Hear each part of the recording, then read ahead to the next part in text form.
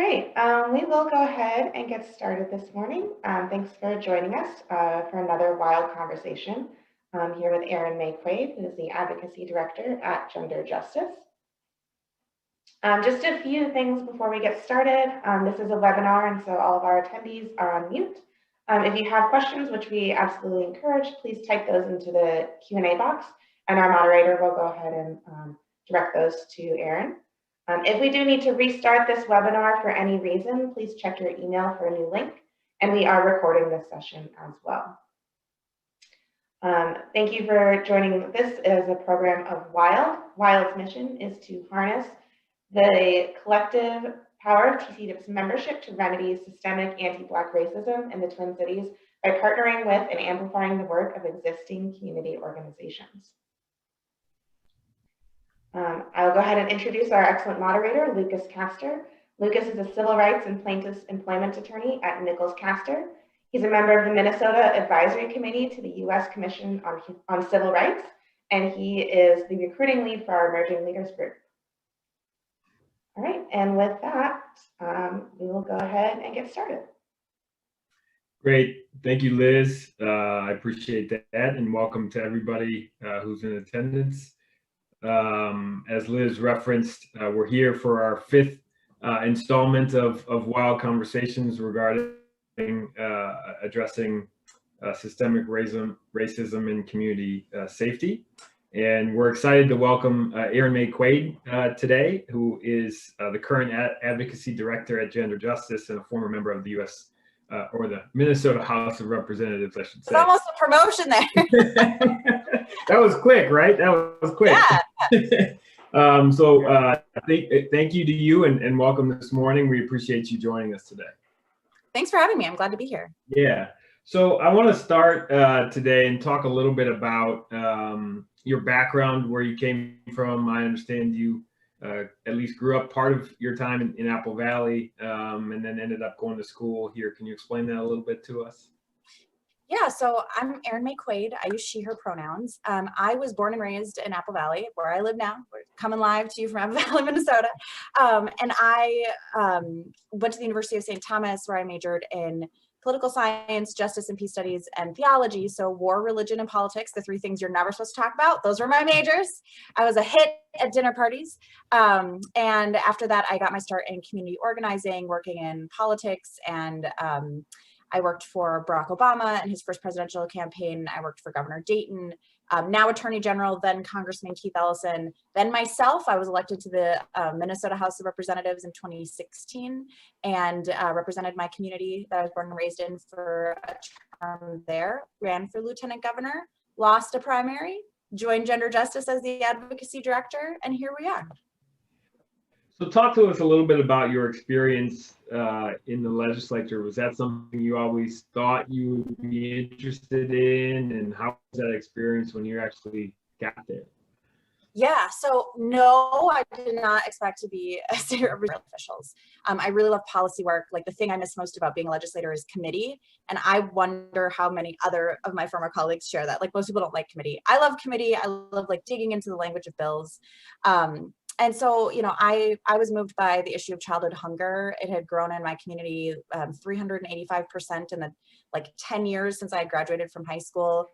And hungry kids can't learn. And so I was moved to do something. And Keith Ellison at the time, who was my boss, was like, I was gonna, do work with like the church and the businesses. And he was like, why don't you run for office and deal with the systems that don't allow people to feed their kids and pay rent in the same month? And I was like, oh, okay, I'll do that. So that was how I got my start in running for office. And then after that, you transitioned to Gender Justice. And what do you explain your role there? And what are you guys doing there? Yeah, so Gender Justice, we are a legal and policy advocacy nonprofit where we seek to advance gender equity through the law. And, I always say that my job as the advocacy director is to, oh gosh, this is a terrible place to just say this, but I always say my job is to explain what we do to like regular people. And I classify regular people as anyone who's not a lawyer.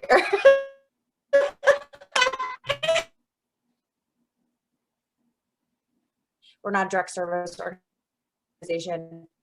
How do we take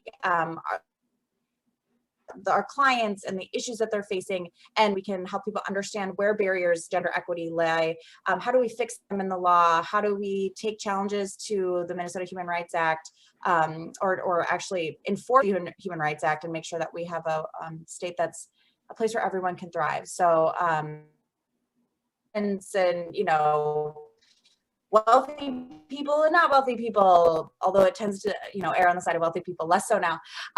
And so, you know, I think there wasn't a downside to being not a lawyer. I will say that now that I'm out of the legislature and I work with really smart lawyers, in particular, Christy Hall, our senior staff attorney, and Jess Braverman, our legal director, there are ways in which lawyers understand the law that legislators who aren't lawyers, or actually it might be legislators who aren't like public defenders, right? Understand how a law that says this ends up doing that. And I don't know if that information always gets back to legislators. So I have found it to be helpful to work with a former public defender and a senior staff attorney who's just really embedded in anti-discrimination law to learn more about ways that the legislature might have messed it up a little bit and how we can be more thoughtful. Yeah, I've listened to some of you, all of your sort of web talks like this that you've had with gender. The SCOTUS chats. Yeah, I've listened to some of those, and I am always intrigued not only by your legal team's knowledge about the issues, but also your knowledge. I think that's one of the things as lawyers we often forget and overlook is how people, the different perspective that people who don't have a legal background can provide to the legal context of what we're trying to do, because it comes from a more real world outside the structure of in the box of the legal world. And so I thought those conversations that you've had were very enlightening, entertaining, because you provide the sort of regular world perspective. Your legal team provides the more legal. So I really enjoyed those conversations that you've had. I enjoy them. It's really just Jess explaining to me like what the law is and me being like, did I hear that right? Like, did I hear that a constitutional originalist is like someone who would do what the framers did, but like it's a woman? So like, tell me what that means, right? Like it's just her explaining the law to me and then me explaining the legislature to her. That's kind of how we roll. Yeah. Well, it's great. And I encourage anybody, when you have those all again, I encourage everyone to jump on and watch those. They're great conversations. And I want to transition here slightly to, obviously we're talking about addressing systemic racism and community safety, police reform, however you define that, in the midst of, everything that happened in our city and our state this summer. And I know you have taken some stances on things. I recall when you were in the legislature, you led a 24-hour sit-in on gun violence, right? Can you explain how that came about and what your thought was at that time? Yeah, so I'm a DFLer. I was elected as a Democrat, and when I was in the legislature, Democrats were in the minority in both the House and the Senate. And not Newtown, the Marjorie Stoneman Douglas shooting happened in Florida. And I'm 34, so I'm a product of the Columbine era. I was like about to go into high school. And there was a moment where I was walking out of the Capitol and it was coming up on the anniversary of Columbine. The Star Tribune had just done a poll and found that 89% of Minnesotans supported background checks on all gun sales, including like 77% of gun owners. And we'd seen these walkouts from classrooms and these protests and demonstrations from students, and I just had this overwhelming sense of how absolutely pissed I was that a bill that 89% of Minnesotans support could not even get a hearing. And then I'm imagining, like, I've never done a lockdown drill. That is something I went through school never having to do, and I was just thinking about what would I want someone with like a modicum of power to do if I was a student, or if I was a parent, or if I was just a person who had been affected by gun violence. And so I decided to, part of demonstration and protesting is to like make people uncomfortable, right? And the legislature is very much about like norms and decorum and discipline, like less so in the House than the Senate, I'll be honest. But still, like it's very, rigid. And so I figured I'm just gonna sit here for 24 hours and like make people uncomfortable enough to say like, it's not okay that we're not responding to this call. And I really thought that I would like say it, do it, and that people would be like, all right, go ahead, and that no one would care. And it really did resonate with a lot of folks. So I'm glad I decided to do it. It was exhausting. My butt hurt after always say that my butt hurt after 24 hours because I did sit there the whole time. But I told the stories of Minnesotans who had died by gun violence in the state, and the people whose stories wouldn't get told in the People's House because we wouldn't even have a hearing on a bill. And, sort of functionally, a question that came in my mind as you were describing that story is, were the other members of the House present when you were doing the sit-in, or was it just sort of like word of mouth spreading that you were in the chamber sitting the whole time? Good question. I announced it, like, you go through the floor session, and then like at the very end, it's like announcements, and then people will be like, there's a gathering of legislators from this district, like come join us, or like this chamber is here, come join us. And I was like, I'll be sitting in for 24 hours. I remember Brian Bax was like, did Representative Maye Quade just say she's gonna sit in? I was like, yes, I did. So I had announced it to everyone. I had told colleagues ahead of time, like I had alerted our caucus leader, and I think she had told the speaker. So and I'd let Capitol Security know because they had to have somebody there overnight. So my colleagues knew, and people joined me and sat with me all night long. And so it was like the end of one day, and I was there for the rest of the day all night. And then throughout the morning of the next day session, and after I'd been up for longer than 24 hours, but I'd been sitting there for 24 hours. It was a really like wild experience to be like sitting in front of the speaker's dais while people were like, passing in their bills and like, signing onto other people's bills. And I'm just sitting there like exhausted. It was a very out of body experience. Sure. Interesting. So, coming from that, obviously you have a background in the legislature, you have a background in policy and all of those things. When everything, happened in our city, in our state this summer, what was either your professional reaction, your personal reaction? What was just sort of your gut response to what was going on? And after George Floyd was murdered? Correct. I woke up at 5 a.m. Okay, so sometimes I'll have these like feelings, like I feel like something's going to happen. I woke up at 5 a.m. on May 25th, and I like just got on Twitter. I think I was one of the like first 100 people who saw the video posted, and it hit me in the gut.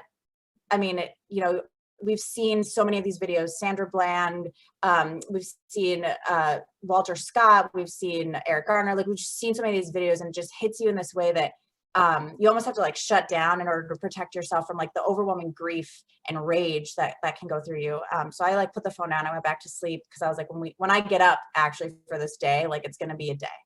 And it wasn't the first time that Black organizers and colleagues of mine had gathered together in like support of each other. I mean, it was just like Black folks on a call being like, how are you doing? What are we going to do? Knowing it's a pandemic. Half of Black Minnesotans at the time, I don't know if that's still the case, but it's probably likely, are unemployed. This is not the first time, I worked for Congressman Ellison when Jamar Clark was shot in Minneapolis, and there was a demonstration and occupation of the 4th precinct for 18 days. White supremacists shot demonstrators outside the 4th. I mean, like I was there, that was like 100 yards from my office. And so it was reminiscent of that pain and that time. And so we just got to organizing to figure out, how do we organize people? How do we keep people safe? And then what are we gonna do? And I think because the whole world was kind of inside, it put the whole world's attention on this, and it happened on the heels of Ahmaud Arbery, and it happened on the heels of Breonna Taylor, and we've just been building up, and so I think I organized my way through the grief, because it's just easy sometimes to say like I have to look away, and it's okay that people do because it's hard, but I organized through the grief because it was the only thing I knew how to do. And you said something as you were talking. You said, what do we do? So let's talk about what is it that we do. And as we were talking yesterday in preparation for today, I was asking you about, there's a bunch of discussion about police reform and reforming the police and defund the police. And you gave an interesting perspective on this idea of reforming the police and why you might think that that's not the way at the end of the day to go. Can you explain what you mean by that? Well, I can tell you what oftentimes folks say things like the police system is broken. And I will tell folks that the police system is not broken. It's functioning exactly as it was meant to. And what I think we collectively as a society are feeling this like frustration and this angst and like we have to do something, is that what the police system was designed to do, we don't want it to do that thing anymore, right? So that's the good news. The good news is that we've kind of all said we don't want that to be happening.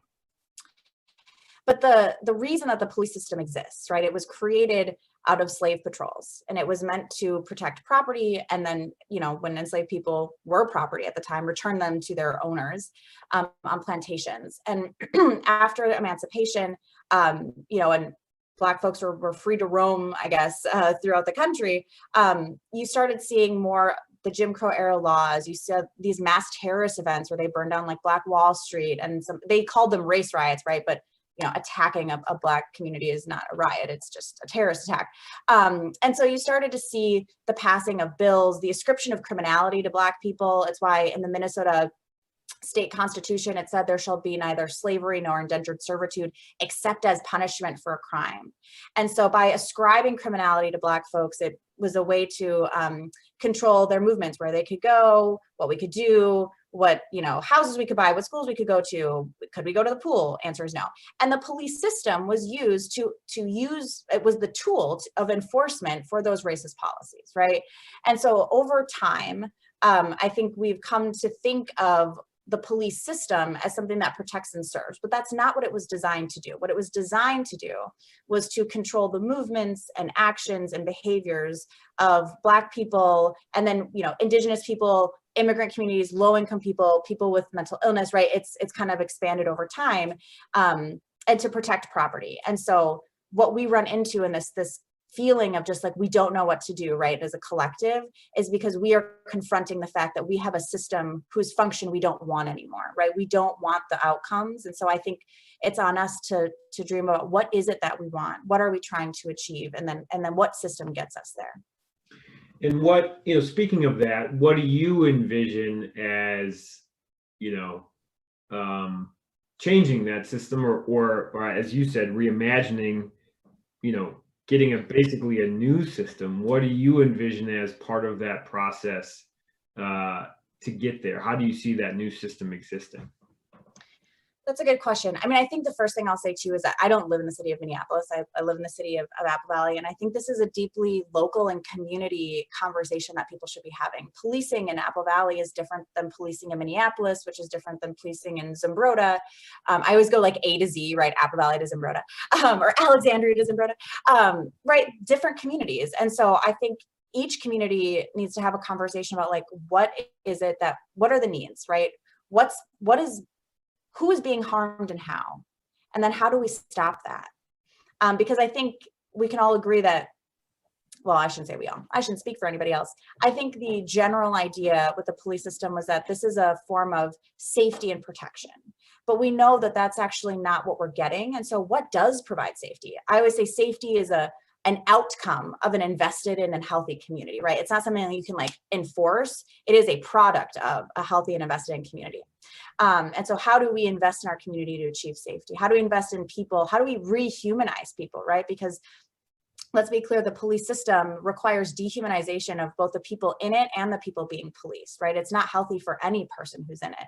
And I think a lot of times there's this want to demonize like individual officers, and it's not, you know, individual officers did not create the police system. They are being put into it and then asked to carry it out. And so when I think about what we need to achieve, it does start with local conversations, but it also starts with acknowledging that we know the answers to what creates a safe and healthy community. The question is, do we have the will to do those things, right? Because a lot of times we'll say like, I want safety, but I don't want to pay for fully funded schools. Well, it's like, well, then you don't want safety, right? Like, because those two go hand in hand. And so are we willing to understand and acknowledge that we do know the solutions and then actually do them? Yeah. And there's been a lot of discussion, you know, in the news, around the country, in our state, since George Floyd was murdered this summer, you know, about police accountability, about, you know, this concept of, well, we need to weed out the bad apples, as people say. Do you think in your mind, is that enough to weed out the bad apples within the police department? I'm loath to dehumanize police officers, to say that like there are mostly good ones and then there are some bad ones. Like that is the same kind of dehumanization that happens to people who are being policed, right? Is that like, well, most people are good, but there's like these bad people, and then we have to like send other people to deal with them and like disappear them into, you know, jails and prisons. And so I really think that the issue is the system, not the people. And so we can put good people into a bad system and still have a bad system. We can reform a bad system and still have a bad system. And so, you know, accountability, right? Like when we move to this future, this vision where we have safe and healthy and thriving, invested in communities, right? There is a long road to get there. It's not happening tomorrow. It's not happening next year. And so in the meantime, right, this is the system we have. What are the harm reduction steps that we can take?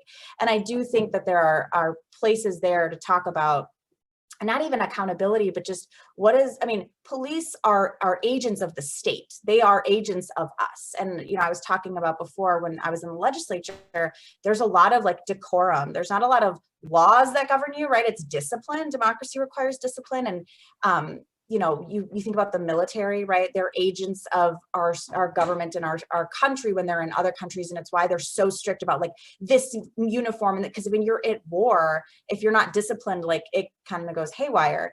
And so we have agents of us, like in our community. What is the behavior we want to be demonstrating, right? What does these agents of our government and our community, what do we want them to be demonstrating? And so I think accountability, yes, but it's like, how can we make a culture where that is, where doing the right thing is comfortable and the desire and like the thing that should be happening? Because I think the culture on the inside is often the time, or often the thing that like prompts not doing some of the accountability pieces that we're talking about.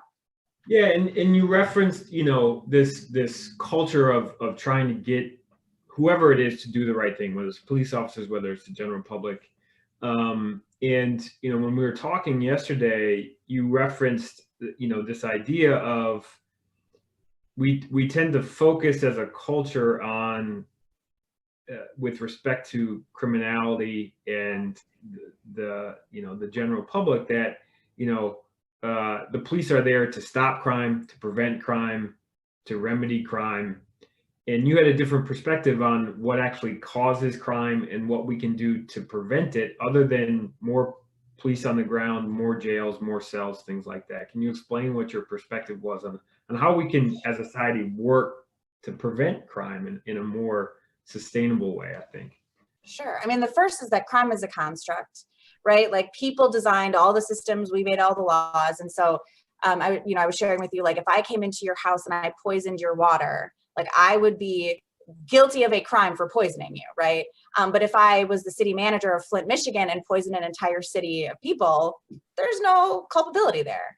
The Sackler family is testifying in front of Congress today, right? Like if I sold you drugs, I would be guilty of a crime.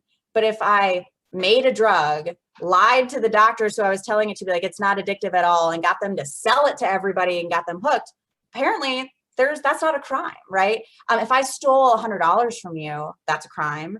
But if you worked for me and I stole $100 of your wages, it's not a crime where, you know, I would go to jail for. So I think part of it is like reframing how we think about crime. Oftentimes we think about like individual behavior that we want to police, right? And have go away. We don't want people to be spitting. We don't want people lurking. We don't want people gathering. We don't want people with tinted windows and loud music, right? Like it's about policing activity. But when we think about the things that actually harm people, it tends to be things like I was talking about, right? It's like systemic things. You know, it's illegal to starve your children, but it's not illegal to pay someone so little that they can't feed their children, right? Like, we have to think about what is crime. But the things that we typically think about, robberies, sexual assault, sexual violence, murder, whatever the things that pop into people's head, we know the things that gun violence, we know the things that contribute to those things. And it's lack of investment in community, lack of job opportunity, lack of education, lack of inclusion, right? A lot of a lot of these things are intersecting with disability and colorism, and where you live and who you live with and what, there was an amazing piece, 6 pieces through the Washington Post that detailed George Floyd's family history and life. And even just going through that, like, you can see all of the places where, these things come up. And so we know what stops the way we think about crime as crime: fully funding schools, paid family medical leave, healthcare for every single person, a living wage, deeply affordable housing, stopping the climate crisis, not, parking a bunch of kids next to a garbage burner and letting them breathe that in all the time, right? Like, these are the things that reduce what we think of as crime. But I also think we need to start thinking about the ways that communities and whole people are harmed as also being a crime. Like, there are climate refugees in this country. It should be a crime that we are not stopping the climate crisis and running people out of where they live, right? So on and on and on, but yeah. So how do we shift, or let me ask you a question in 2 parts. Why do you think we're not having that conversation about those larger issues? Or I shouldn't say we're not. Why is that not the central theme of this discussion around police reform? And how do we shift the conversation away from a police department to a community that supports all of its people to reduce crime? Why aren't we having that conversation? How do we make that shift? Why aren't we having that conversation? Good question. I think that I'm going to call everybody back to the Democratic primary, and the moderator would ask a question about, student loan debt, or they would talk about race and racism, and people would always go to crime and criminal justice reform. And so I think we just have this automatic association with, like, okay, if we want to fix the police system, then the only thing we should be talking about are the people who are police officers and the communities that they police, and like nothing else. And it's just like a really narrow view of looking at how people are and how, ecosystems work. And so I think that's part of it. But I also think that we don't have enough people who take the time to like bring in those other topics, to be like, education is deeply intertwined with any sort of system of policing. Affordable housing and a living wage is deeply intertwined with conversations about violence and policing. Comprehensive sex education, where we teach people how to have healthy relationships with their own bodies and other people, deeply intertwined to safety and policing in this country. So I think it's because we want to pretend like it's a tinker here and a tinker there, and there's just like this one thing that's wrong. And if we could just find the one thing, because it'd be nice if it was easy, and it's not easy. And I think that might be why, is because hard stuff is hard, but we can do hard things. We built all these systems. We're Right. The best people qualified to rebuild them. Right. And, one of the things there's obviously been a lot of language around this phrase of defunding the police since the summer, before this summer. And it's become, that phrase has, become pretty divisive within, I think, our communities generally. How do you view this idea of defunding the police, and why do you think that term has become so divisive in our communities? Well, I mean, the first thing I'll say is that, most things that Black folks say in the streets as a collective tend to end up being divisive, right? Like, Black Lives Matter was divisive 5 years ago. I mean, it still can be. People call them terrorist groups and the like. I remember seeing cartoons that my dad saved out of the paper from when he was younger. He's in his 70s. And so when MLK was doing the freedom rides, it would be like a picture of MLK, and it'd be like this burning city, and it'd be somebody be like, how's your nonviolent protest going out, right? So like, there is always demeaning and denigration about people who are fighting for liberation, right? Because there are people who are invested in oppression. Not many, but there are some who are very invested in it because it's a system that benefits them. And so I think there's the weaponization of and also the like ascription of criminality, right? Like Black people are dangerous, and like if no one is gonna like control the Black people, then like what will happen? They'll just walk around free. You know, there is this like underlying sense of that. But I also think that people can get really caught up in like messaging as if we aren't all aware of what the asks are and where it came from and why it exists, right? So asking people to invest in communities, to say, if we want people to be safe, can we have livable wages, and can we invest in that? Can we, you know, to conflate that with like your slogan is bad. Activists aren't PR people. They're fighting for, you know, their lives. And so I think it's important to say that this is a call from a community and people who live in that community. And again, like folks who live in that community should listen to each other and have these conversations. I always encourage people to not debate over what's being said, but what is actually being asked for and offered, and how can we reconcile that? I think the more often we get into a debate about whether it's the best way to say it, the more we are letting the worst form of this conversation happen. Like, I wouldn't care if it was like whatever you type it out in wingdings. If it meant that we get safe, thriving, and healthy communities, like that's what we can call it, you know? So. Yeah. And you referenced before, I want to go to, because you've referenced now a couple times, you referenced, you know, paying people a livable wage as, you know, one of the things you see in the realm of a broader spectrum of things to address, you know, there hasn't been, in my view, there hasn't been a lot of discussion or explanation about, you know, what you're saying, these broader policy issues, and tying them to this idea of police reform. I think, you know, as you said, I very much agree with you about the fact that we were in a pandemic, not only locally, but across the world, and everybody was sitting, watching this video and could not escape because all they were doing was sitting on their couch, you know. They couldn't go with friends and just sort of avoid what was happening. You know, and so it caused this sort of this storm of information. But how do we get from, you know, this conversation about the specifics of police reform to this idea of, you know, tying, for example, like you said, paying people a livable wage?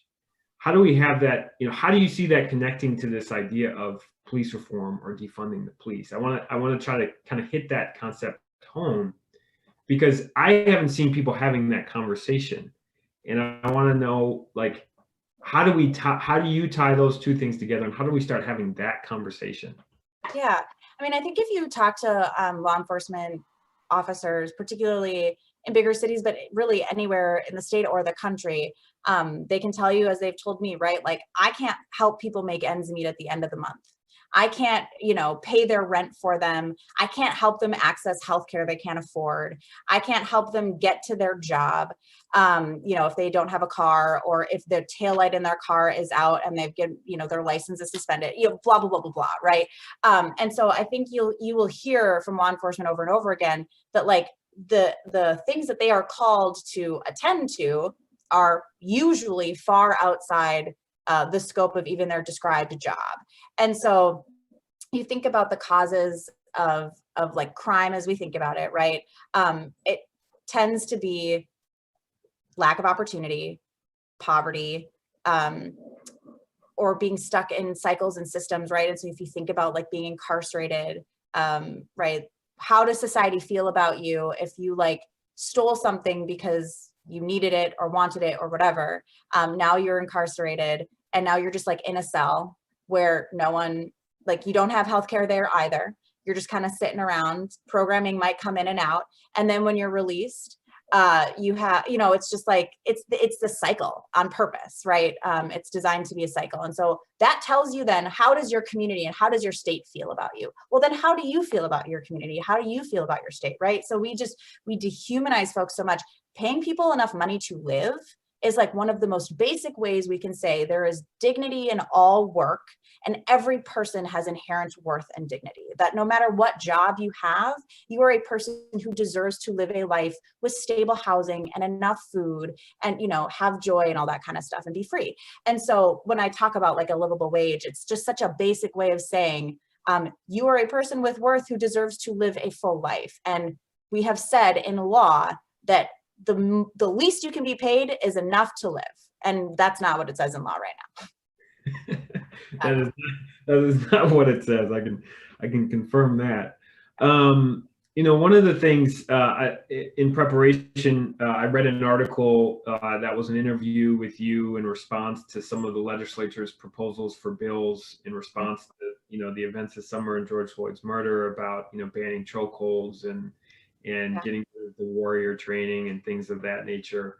And you expressed obviously a displeasure with the legislature's inability to come to a larger agreement. And you're talking about sort of reimagining, and some of the things that we've heard, for example, in these other conversations are, we've heard a lot of conversation about, for example, the co-responder model to responding to mental health crises, that it wouldn't just be a police officer, it would be a mental health professional. In your view, are those things enough, in terms of when we're talking about police reform? Do you see those initiatives, those proposals that have been put forth, as something that are actually going to affect the change that we want to see? So I talked about harm reduction, right? Like, what are the things we can do to reduce harm in the immediate? And I think, having mental health respondents are good and helpful. I can say honestly that, the people who are identified as having a mental health crisis versus like violent person who's dangerous often fall on color lines, right? Race lines. And so I think we've seen this with, I think the Minneapolis Police Department at one point had, they were giving out like vouchers for people who had taillights out or windows out for free to get them repaired. Well, and they found that they gave them to white drivers that they pulled over, and not black and brown drivers and indigenous drivers that they pulled over, right? And so how do we account for in these solutions the fact that anti-Black racism still exists, and it's very much built into the world we live in? It's very much built into the police system and the criminal justice system as a whole. How are we accounting for that? And how are we making sure then that there is equity in these proposals? We've had, I think since, we've had implicit bias training, avoiding racial profiling, crisis intervention on mental illness teams, community and policing, training for response to hate crimes, working with victims and perpetrators of violence, body cams, community engagement teams, banning war. I mean, these are all things that we've done in the last 10 years, and we still have what we have. And so it goes back to like the system itself is what's wrong. It's not like, and if we just had this like one policy, it would fix everything. And so again, harm reduction is good, and mental health providers are good. We absolutely can and should invest in a robust mental health. We should build and then maintain a robust mental health system, healthcare system in this state. But, we have to account for the ways in which the anti-Black racism shows up in the way that we carry out and execute some of these policies. And I have a question. One of the because of the divisiveness of this topic this summer, we've seen the defund the police kind of discussion. We've also seen, support the blue, those sort of comments about, supporting the police. What's, and some of the response from the people who are on the supporting the police side say, well, you're demonizing the police, you're making them these, the police officers, they're not all bad. They're not, they're trying to keep their community safe. They're working hard. What's your response to people who say that in having a discussion about reimagining the public safety department, we are inherently saying that police officers are bad? Do you have, what's your response to that? Well, what have I said police officers are bad today? I don't think you have, but that's what people are saying in response to the defunding the police. I mean, I from my individual perspective, I understand some of the response from police officers themselves, because that's their livelihood, that's their job, right? I get that response. What I struggle with, and what I'm interested in your perspective, is the general public's response to say, well, I'm going to support the police no matter what because they're here to protect us. And you're basically saying that there's no good police. By saying we want to change the system and reimagine the system, we're saying they're bad inherently and we need to change them. How do we respond to that, and what's your response to that? I mean, what I would say is that the police system is damaging to everybody who's part of it. Police, people who are being policed, it dehumanizes everybody who's in it.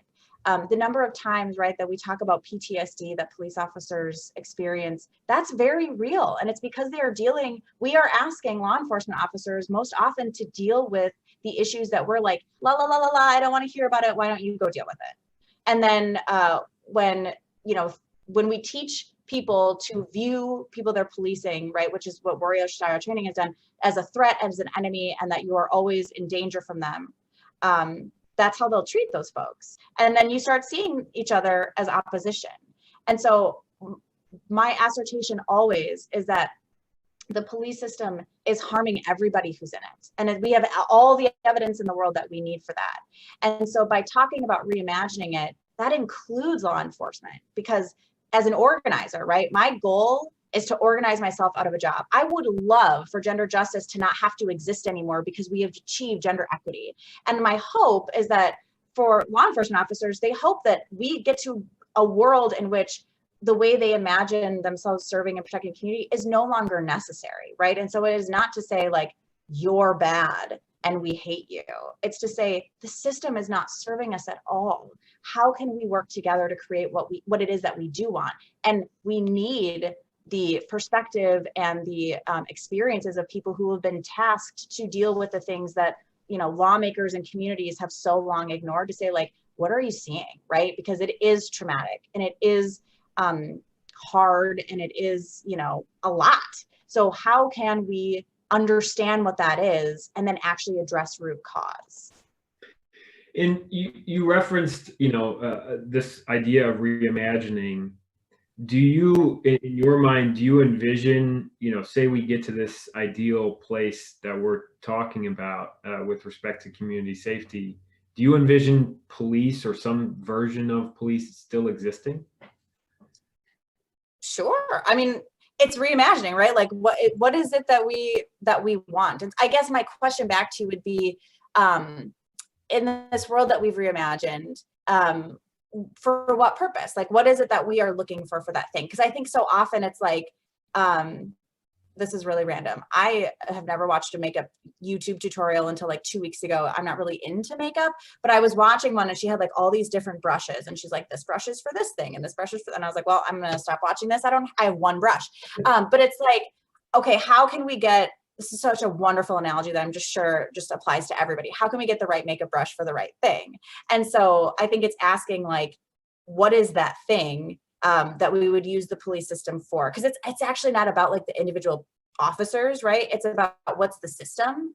And so what would that be? And what would we use it for? And what do we hope to get out of it? So I think that would be my bigger question. You know, yeah.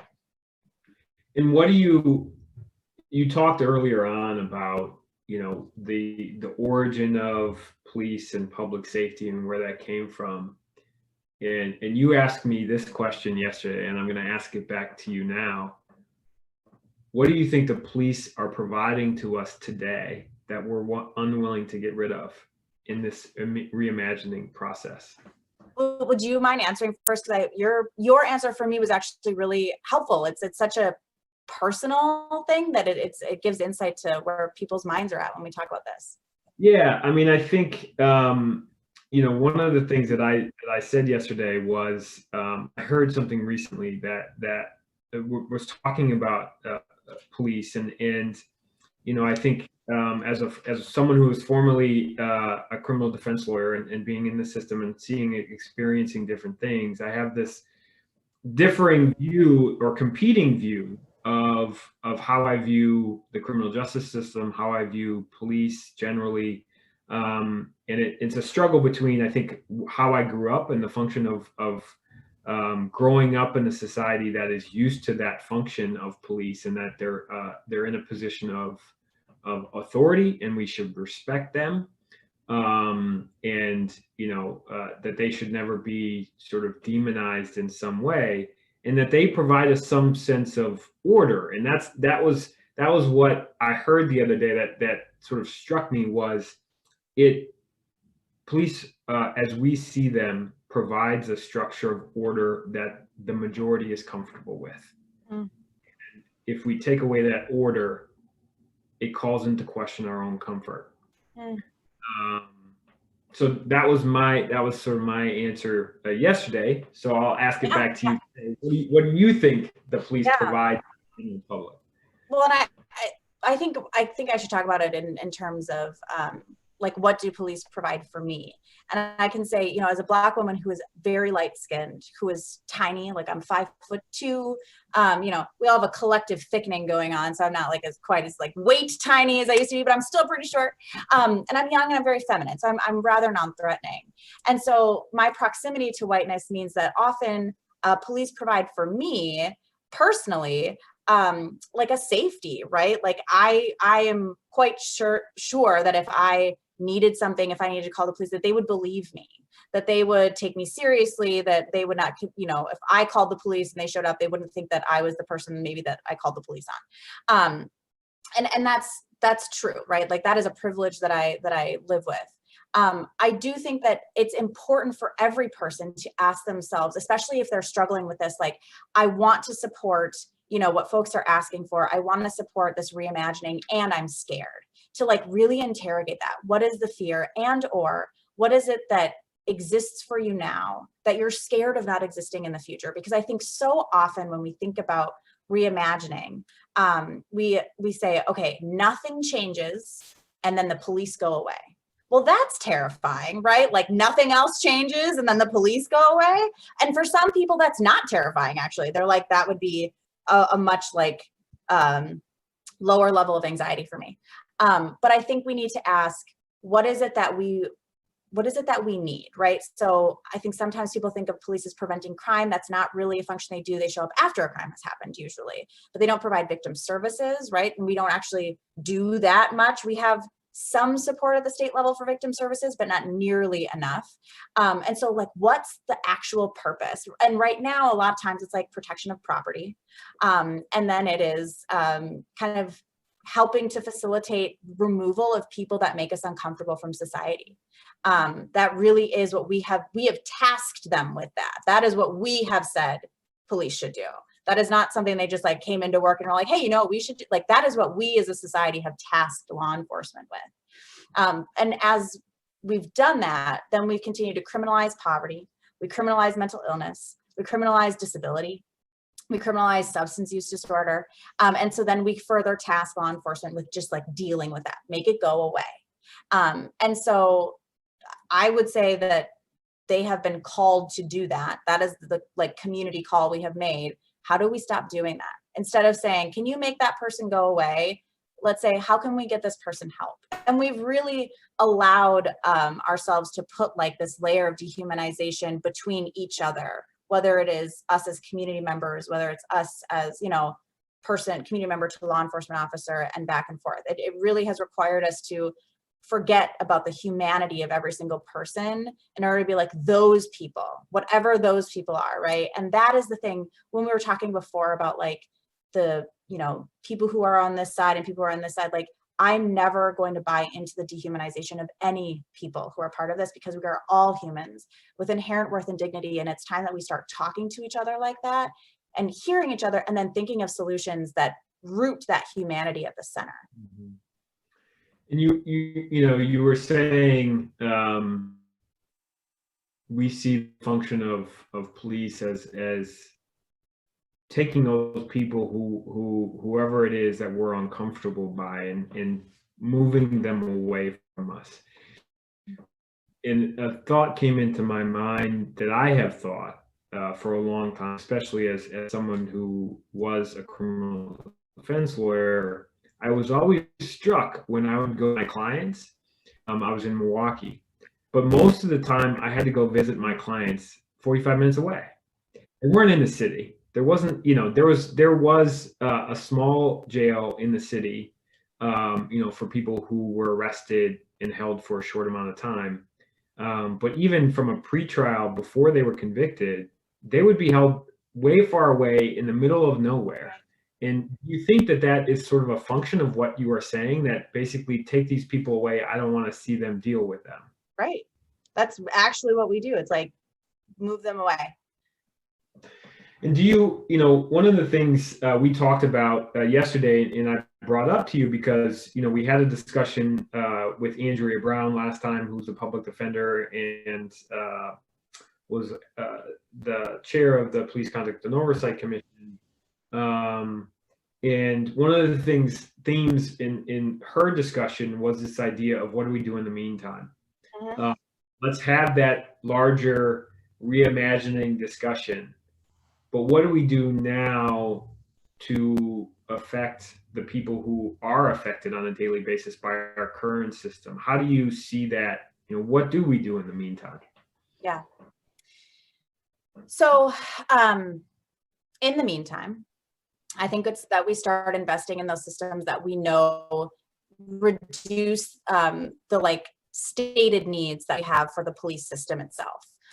It's investing in, universal pre-K, childcare, paid family medical leave, kind of that whole education piece. It's deeply affordable housing. Like the number of people who are unhoused in this state, this very usually cold state right now, it's not very cold, is skyrocketing. And when you are unhoused, that is all the stability gone away. Housing is pretty much the first thing that you need in order to kind of stack everything on top of that, right? We need, I kind of lost my train of thought, I'm sorry, but it's starting with those things, right? It actually, the in the meantime stuff starts by reinvesting in our communities so that the people that we have generally tasked police to deal with, disappear, whatever, are actually getting the supports that they need to be full members of our community that we value and honor their existence. And so I do think that our in the meantime stuff actually just exists a lot of the time outside of talking about what different law or amendment can happen, or what post-board thing can happen, because I do think that I think we've really done a lot there. What does the other stuff look like? The in the meantime stuff is kind of outside the police system. Yeah, and I think another question that came to mind as you were talking was, because you referenced, we've tasked the police with doing a lot of things that we shouldn't be tasking them with, and I have heard from a number of police officers who I have interacted with in a professional and personal capacity, and I'm sure you have as well, that say, I'm not trained to respond to mental health like people. I'm not trained to do these things. I would prefer not to do those. I came to be a police officer to help keep people safe. That's the function I really want. Why do you think we're not hearing the support from the police officers about taking some of that money away to address some of those things that don't fit neatly within that box of safety or public, safety police functions? Why do you think we're not seeing that support? I think there's a few reasons, but I could be wrong, right? I'm not a law enforcement officer. This would be great. I would love to know the answer. But I think the first one is that we have set up an adversarial narrative that is either you are for this or you are for that. There is no in between. Everybody's right and or wrong.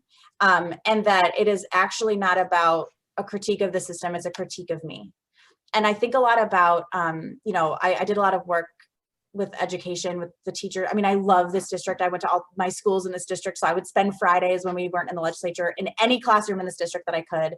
And you hear teachers talking about their curriculum and how we can incorporate more anti-racism into it. And they talk about the opportunity gaps that exist in education, and they will talk about this. And we talk about it all the time. And at no point do teachers hear you're racist and you're the problem, right? They understand that whatever we're doing is giving us this bad outcome, and we don't want to do that anymore. And what can we do to fix it?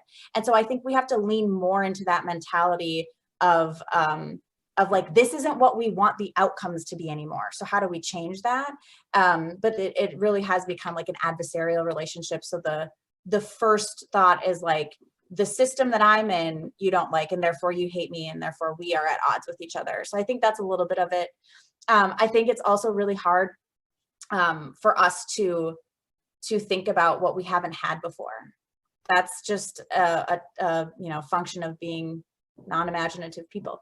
And so I think then it just becomes scary. And fear, anger are two of the easiest emotions to evoke. They're two of the easiest emotions to hold on to. And so we have a collective duty and opportunity to start leaning into humanization, worth and dignity for all people, and having conversations around that. It's so much easier to have the opposite kind of conversation, right? It's like the ease with which you can do that. And then you have to acknowledge too that there is like, it's hard to ask people who are experiencing oppression to experience it quietly, right? And so like, that is also a very real aspect of it, is that it's an emergency and it's about people's lives and their livelihood and their actual living.